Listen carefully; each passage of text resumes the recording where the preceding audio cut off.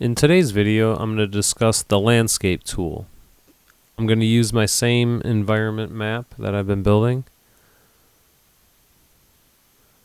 I'm going to create a new level for this one.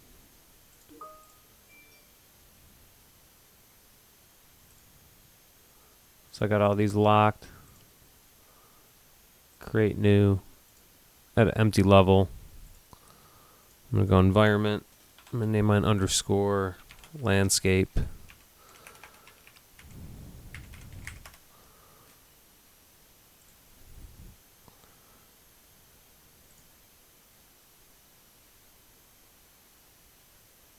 sure everything else is locked. And then I'm going to go and create my world. Or I'm sorry, not my world, but my landscape. I'm going to leave my landscape exactly where it's at because I'm going to play with the sculpt tool anyways. Over here we have the section size. And I will show you this. If you come up to here into perspective, you can change your perspective, meaning you can go to a grid style and there's different views. Top, left, right, front, back. So we're going to go top just so you can get a better look at this. Section size, hit the drop down box. The default is 63 by 63 with the 8 by 8 component and the 1 by 1 section. 1 by 1 section is this section right here. It's 1 by 1. If I go to 2 by 2, now you can see each section has 2 by 2. 2 boxes by 2 boxes. Hit the yellow, go back to default. Now you can see the landscape in proportion to my level that's already in there. If I'm not going to use all of this space, then I don't want to build this big of a landscape. The reason is you don't want to have to render something that you're not going to use at all, because then it's just taking up processing power to render something that the player is not even going to be using other than to make the background look a certain way. So we want to only render things that are actually going to need to be rendered in order to keep the play smooth and from frame rates to dropping and all that. So if you go down to your drop down box, you go to 7 by 7. Obviously 7 by 7 doesn't even fill up my entire map if I want to, or the map that I have going right now. So if I want to make it go around the entire map, I'm going to need to make it bigger. So I'm going to go back to the 63 by 63 just for purposes of this tutorial. I've added a material here, grass. If you don't have any materials in here, it'll just show up as none, which is fine. If you have something that's already installed, it might have already the grass one in there. Just type in grass, see if it pops up. Let's go back to our perspective view so we can see our perspective view. If you change the number of components, sorry, let me actually show you that real quick. Change the number of components, it's going to go left, right, up, down. So you can have a thinner, longer, wider, whatever you desire type of landscape. So maybe you're making a game where you're just in a valley. So you can make it really long and then you just, maybe put some giant walls up or some material that looks like a giant mountain. Just put it right next to it. And then that way it's not rendering everything out here, only what's inside here. So I'm going to go back to 8 to 8. If you increase the overall resolution, it just increases with the components. So no matter what you change, if you start changing this, it'll automatically change this one. They're linked. So I'm going to go to create. So now I've got my landscape in here, and I've got my landscape tools that have popped up. I've got my sculpt tool. If I click over landscape editor, sculpt tool, and then bring up all these different ones. I have my circle brush, different patterns. Then I have my smooth, linear, spherical tip, and it's for the fall off. So take my sculpt tool and I just start left clicking. It's automatically just going to start raising the area around it. You have your tool strength right here. So depending on how strong or weak that is, it's how it's going to move up. So see how it's moving up a lot slower.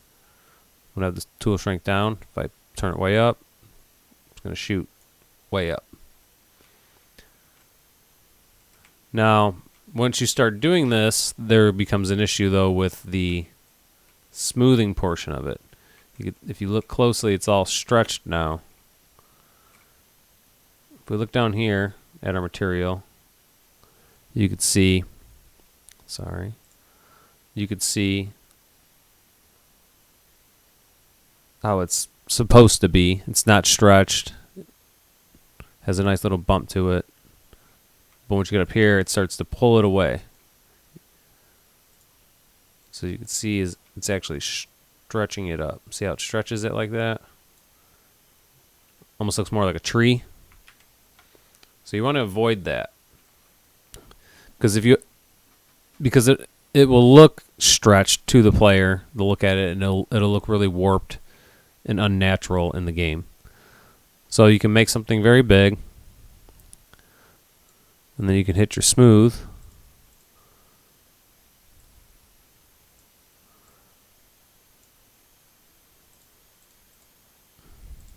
Sorry, got to change from sculpt to smooth, of course. And then I'll go over it and I'll start to smooth it out. Now, if you have your tool strength way up, it's going to actually like smooth it out to the point where it could take it all away, if that's what you're looking for, though. Or just bring that tool down, that strength down.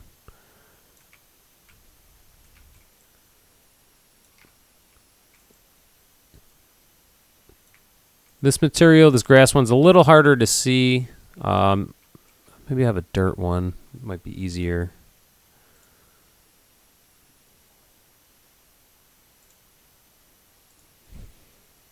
I think there was a gravel one I had.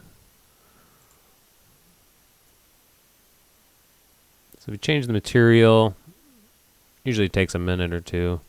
There we go. Okay, so this might work a little better just for tutorial purposes. Shift 3 is your landscape. Remember, you got shift 1 through 5 here. Shift 3 will be your landscape. So I have this tool. I can make this is called the brush. The size of this, the circle with the little grayish area around it, that's called the brush. So you can bring the brush size down if you want. Work on more specific areas. But you could see it like kind of pulling it back down, making it more even and natural. And then see how it brings the lower spot and the higher spot makes it a little more even. So that's what the smooth is going to do for you. So you don't want it too stretched. So you have to make sure that whatever you're doing, you're able to get it to it's where a natural look, so it looks like it would actually be something that a person would walk up to, see, and believe it. Unless, of course, your entire game is based off of looking absolutely ridiculous, if that's the theme of it, which is totally okay. But you just have to be consistent. But for this, I'm just gonna smooth everything. I'm gonna make it look as natural as possible, as I can. A lot of times, what I do is I'll raise it really high, like I just did, especially if I'm looking for something like a big mountainous area, and then I'll just go through and smooth it down, and then you can also raise it up again. So if I wanted to make it bigger, come back to my sculpt tool, raise that up. You can see it's going to pick a point on that graph. So I'll pick that point on that graph. Let's see, it should be right over there. So it's this area here. And it'll raise that, and if you can see it's picking those specific boxes around it to pull up. So if I have my tool brush down, I'm gonna make the strength high just to show. It will pull up that specific spot. Let's see, now it's stretching it obviously all weird.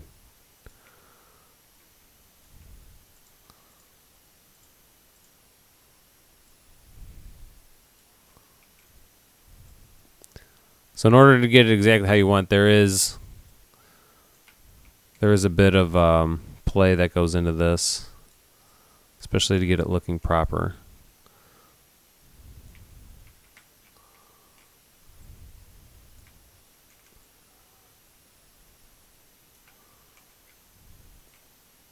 So if you wanted to maybe enclose the whole thing though in a mountain, you could easily do that. Bring our sculpt tool in, bring my brush size up, bring my strength up, bring my brush size up. Let's see if it allows me to go any higher.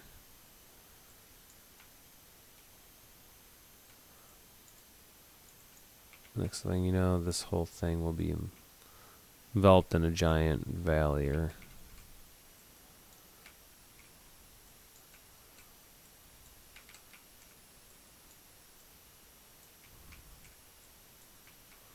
maybe it's a stronghold. It's a hideaway. Okay.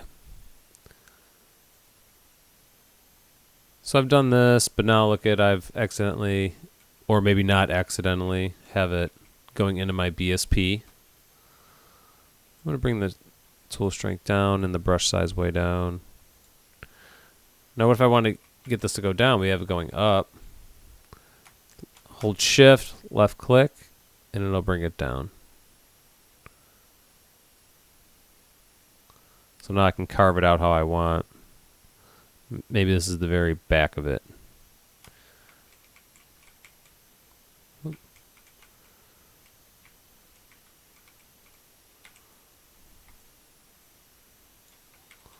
And then shift if you want to bring something up again. Or just let go of the shift, sorry. So just the normal left click.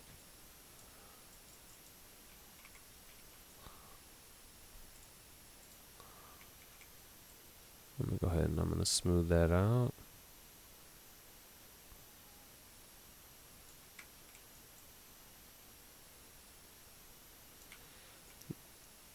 I'm going to go ahead and I'm just going to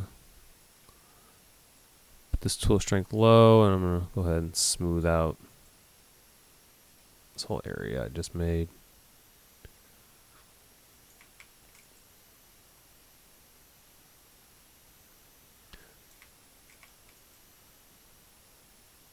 And so this is when you're doing the smoothing, it's personal preference, but for me, I'm trying to get all of the textures to make sure that they aren't stretching or anything like that. If I want to go in and make things jagged, later on I'll do that. Often you can use a model of rocks. Don't think I have any in this one. We'll pull in models sometime soon here. So I have rocks. I have rock material, rock texture.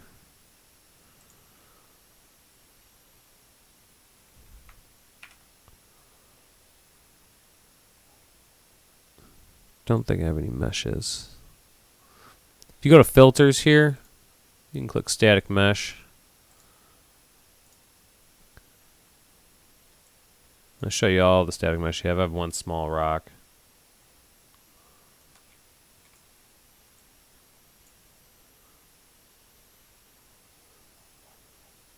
I'm going to put this rock in here just to see what it looks like real quick.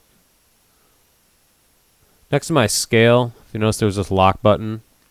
If you lock it, it'll scale all three of these to the same proportion, or at least not to the same number, but to the same proportion. So if I have them all at 1 right now, so if I type in 5 in the first one with the lock on, and I hit tab, it's going to make all the X, Y, and Z 5. If I take the lock off,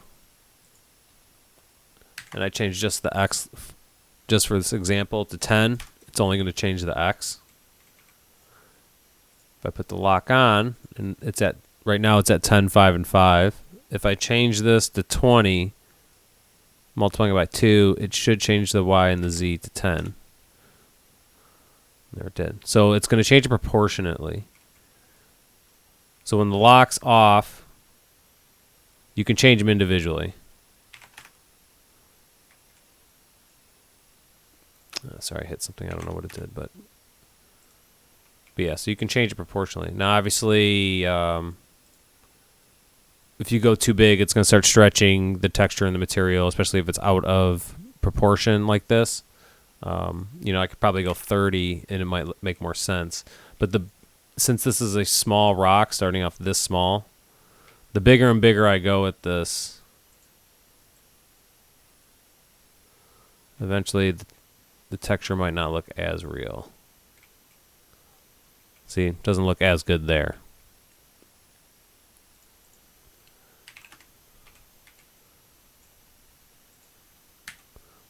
Looks pretty good there though. At 15. At 1, looks really good. So you don't want to stretch too big. But if it's something that's going to be way in the distant and it's just a static mesh, you can stretch, and it's not going to be very well lit, or it's not something that you're worried about rendering too much. You know, you can go bigger.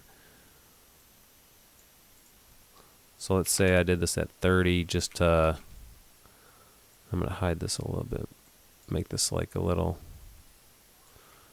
rocky area. I'm going to go back and I'm going to smooth this out. I'm going to make this look a little bit more mountainous. Actually, I'll just bring it down real quick. The brush size is too big because I want to get this little hill part down.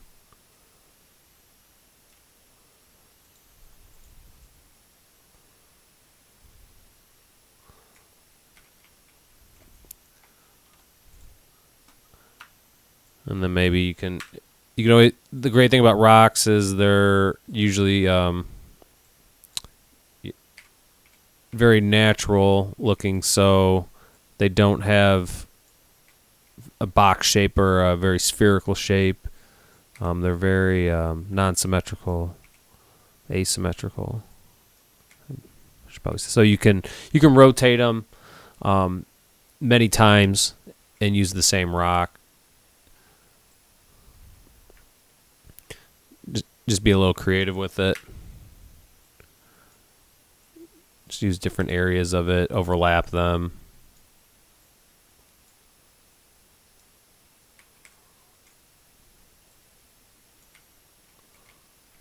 And you can create a little mountain area if you want.